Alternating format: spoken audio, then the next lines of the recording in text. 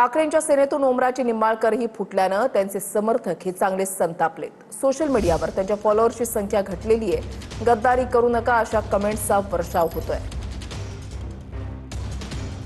बाकीचे बोके गेले साहेब खोके घेऊन, हिशोब ठेवा बर का सगळा। त्यांना 50-50 खोके तुम्हाला देण्याची सोडा मनाची तरी लाज वाटली का पाहिजे का नाही? या प्रामाणिक माणसाचे पाय धुवून थोडं थोडं पाणी जर या गद्दारांना पाजलं तर काही गुण आला तर आला। ठाकरेंची शिवसेना आपली तेव्हा शिंदेंच्या शिवसेनेत जाणाऱ्यांना गद्दार संबोधणाऱ्या ओमराजेंवर सोशल मीडियावर जबरदस्त ट्रोलिंग सुरू आहे। ओमराजे फुटले यावर शिक्कामोर्तब झाल्यावर त्यांच्या सोशल मीडियावर 6000 फॉलोअर्सने त्यांच्याकडे पाठ फिरवली आहे। जे ओमराजे सार्वजनिक सभांमधून इतरांना गद्दार म्हणायचे त्यांनाच आता गद्दारी करू नका असे मेसेज सोशल मीडियात मिळू लागले आहे। पलीकडे गेलं तर 50 खोके भेटत होते, त्याला लात मारून आम्ही इमानदारीने उद्धवजी ठाकरे साहेबांच्या मागे उभा राहिलोच आहे। खोकापिटीच्या जमिनीने त्याला आमिषाला भरून कुठे जाणारी माणसं नाही ती।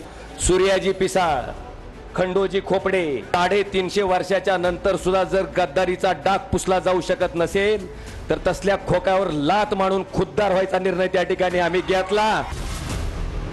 खोक्यांवर लात मारून खुद्दारीचा निर्णय आम्ही घेतला असं म्हणणाऱ्या ओमराजेंवरच संजय राऊतांनी 50 कोटींपेक्षा 15 कोटी ऍडव्हान्स घेतल्याचा आरोप केलाय।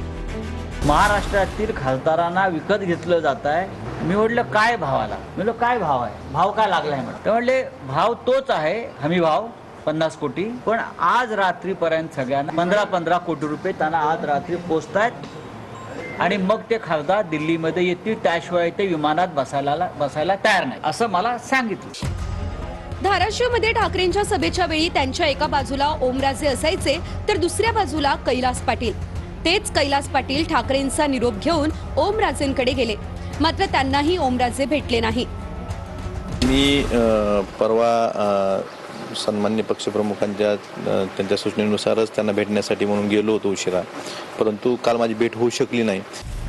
ठाकरेंच्या शिवसेनेने व्हीप बजावल्यानंतर ओमराजे बैठकीला येतील अशी आशा ठाकरेंच्या शिवसेनेला होती, मात्र तीही फोल ठरली। ओमराजे बैठकीला आलेच नाही, ते फुटले यावर शिक्कामोर्तब झाला। त्यामुळे त्यांच्या फॉलोअर्सनाही हा धक्का पचवता येत नाहीये।